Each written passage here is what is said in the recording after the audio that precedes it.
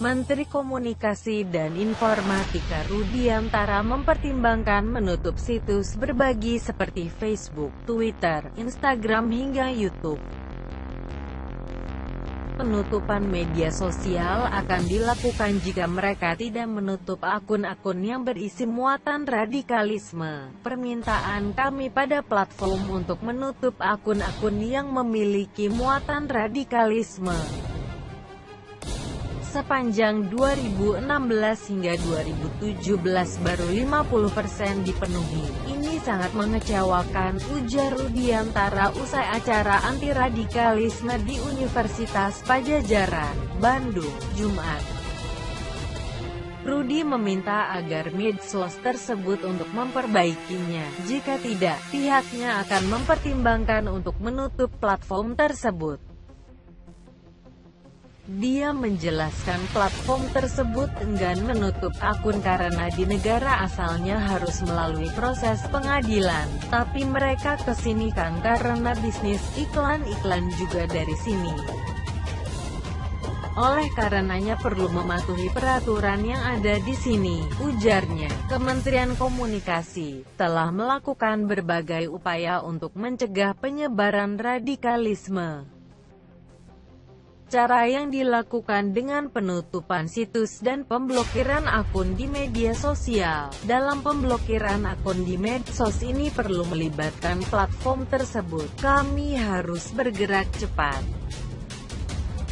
Kami tidak ingin masyarakat terpapar dengan konten-konten radikalisme, ujarnya. Rudi meminta maaf jika nanti pihaknya terpaksa menutup media sosial.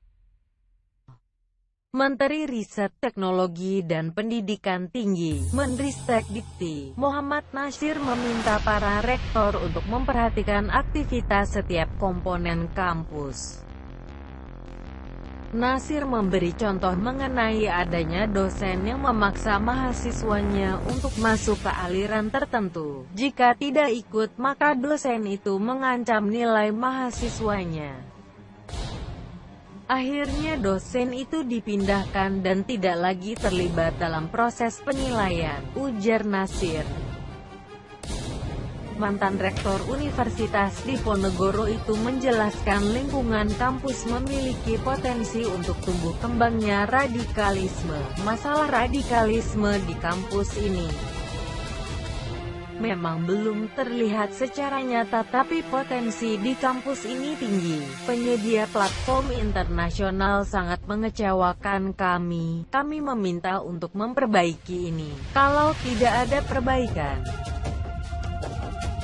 kita akan serius dan akan sangat mempertimbangkan menutup platform-platform tersebut kalau terpaksa, ujar Rudiantara di Geraha Sanusi Harjadinata, kampus Universitas Padjadjaran, Jalan Dipati Ukur, Kota Bandung, Jumat tanggal 14 Juli tahun 2017. Adapun kerjasama yang diharapkan oleh Rudiantara dengan penyedia platform media sosial asing adalah dengan cara menyeleksi bersama aparat-aparat penegak hukum dan pemerintah kepada konten-konten yang berpotensi memberikan efek negatif kepada masyarakat. Rencana Menteri Komunikasi dan Informasi, Menkominfo, Rudiantara memblokir aplikasi media sosial Telegram gara-gara dipakai ISIS jadi pro kontra. ISIS memang menggunakan Telegram Channel untuk melakukan komunikasi dengan jejaringnya, tetapi peneliti terorisme dari Universitas Indonesia, UI, Ridwan Habib menegaskan menutup Telegram tidak akan menyelesaikan masalah, bukan aplikasinya yang harus diblokir tapi kontennya yang diawasi. Tegas Ridwan kepada tribunnews.com di Jakarta tanggal 14 Juli tahun 2017. Menurut Ridwan, Kominfo gagal memahami esensi masalah ISIS dan Telegram Channel. Justru intelijen kita imbuhnya. bisa memonitor pergerakan ISIS dengan menyusup ke grup Telegram mereka. Jika itu diblokir, pemantauan intelijen jauh lebih sulit, kata alumni sebuah kajian intelijen UI tersebut. Penggunaan Telegram sebagai cara komunikasi ISIS hanya salah satu metode saja. ISIS punya banyak cara untuk berkomunikasi, dengan WA, dengan Line, dengan aplikasi media sosial yang lain. Menutup Telegram justru akan menimbulkan resistensi dari masyarakat umum. Publik jadi marah pada pemerintah. Suasana itu yang ditunggu ISIS, yakni saat rakyat marah pada negara, kata Ridwan. Direktur Riset Indonesia Terorisme Monitoring itu menilai Menteri Rudiantara mendapat bisikan yang salah dari para pembantunya. Sekarang yang berkembang justru Pak Jokowi dikesankan menjadi diktator. Apa Pak Menteri ingin presidennya dibenci rakyat, ujar Ridwan. Soal terorisme, Kominfo mesti mendapatkan saran yang tepat dari instansi terkait. Ranah Kominfo tidak di situ. Itu ranah intelijen siber, lembaga sandi negara yang akan menjadi badan sandi dan siber negara, bukan ranah Kominfo, tegas Ridwan. Dia mengusulkan agar Presiden Jokowi segera memanggil Rudiantara. Pak Jokowi didukung netizen, putranya Mas Kaesang bermain sosial media. Pak Jokowi punya vlog masak, menterinya justru memblokir, katanya. Menurutnya, ISIS tidak terpengaruh meski Telegram diblokir Rudiantara, mereka pasti akan menemukan cara baru. Menkominfo tidak menyelesaikan masalah terorisme, justru memperkeruh suasana media sosial, katanya. Terhitung tanggal 14 Juli, Kementerian Komunikasi dan Informatika telah meminta Internet Service Provider (ISP) untuk melakukan pemutusan akses pemblokiran terhadap 11 domain name sistem DNS milik Telegram. Pemerintah beranggapan pemblokiran ini harus dilakukan karena banyak sekali kanal yang ada di layanan tersebut bermuatan propaganda radikalisme, terorisme, paham kebencian,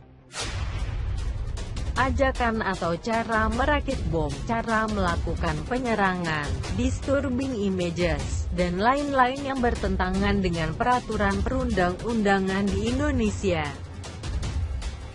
Adapun ke-11 DNS yang diblokir sebagai berikut: t.me, telegram.me, telegram.org, kordu.telegram.org, desktop.telegram.org, macOS.telegram.org, web.telegram.org, venus.web.telegram.org, pluto.web.telegram.org, flora.web.telegram.org, dan flora tanda hubung 1.web.telegram.org. Dampak terhadap pemblokiran ini adalah tidak bisa diaksesnya layanan Telegram versi web, tidak bisa diakses melalui komputer. Saat ini kami juga sedang menyiapkan proses penutupan aplikasi Telegram secara menyeluruh di Indonesia apabila Telegram tidak menyiapkan standar operating procedure (SOP) penanganan konten-konten yang melanggar hukum dalam aplikasi mereka, papar Dirjen Aplikasi Informatika Samuel Pangerapan. Melalui keterangan tertulis Jumat tanggal 14 Juli tahun 2017, lebih lanjut disampaikan, aplikasi Telegram ini dapat membahayakan keamanan negara, karena tidak menyediakan SOP dalam penanganan kasus terorisme. Dirjen Aptika juga menegaskan bahwa dalam menjalankan tugas sebagaimana diamanatkan oleh Pasal 40 UU No. 19 tahun 2016 tentang perubahan atas UU Nomor 11 tahun 2008 tentang informasi dan transaksi elektronik. Kemkominfo selalu berkoordinasi dengan lembaga-lembaga negara dan aparat penegak hukum lainnya dalam menangani pemblokiran konten-konten yang melanggar peraturan perundang-undangan Indonesia. Meski demikian, keluhan netizen tanah air soal pemblokiran Telegram tetap membanjiri lini masa media sosial. Di Twitter, kata kunci Telegram menempati posisi pertama dengan lebih dari 10.900 kicauan hingga sore ini, sebagaimana dipantau Jumat tanggal 14 Juli tahun 2017. Pavel Durov, pencipta Telegram, pada cuitan di akun Twitternya @durov Jumat tanggal 14 Juli tahun 2017, memberikan sedikit tanggapan tentang pemblokiran aplikasi pesan instan Telegram yang dilakukan oleh pemerintah Indonesia. Ia menuliskan cuitan berbahasa Inggris. Berikut status Durov yang telah tribunnews.com terjemahkan. Aneh rasanya, kami belum pernah menerima permintaan atau keluhan dari pemerintah Indonesia. Kami akan lakukan investigasi dan membuat pernyataan. Sebelumnya seorang netizen @Aulia Faisahir asal Indonesia mengadukan nasib Telegram yang akan diblokir pemerintah Indonesia kepada Durov melalui aplikasi microblogging Twitter. Papa @Durov, apakah kau mendengar tentang Telegram yang akan diblokir pemerintah Indonesia? Aku benar-benar sedih jika itu terjadi. Sampai berita ini diturunkan, tribunnews.com belum mendapatkan konfirmasi langsung dari Kementerian Komunikasi dan Informasi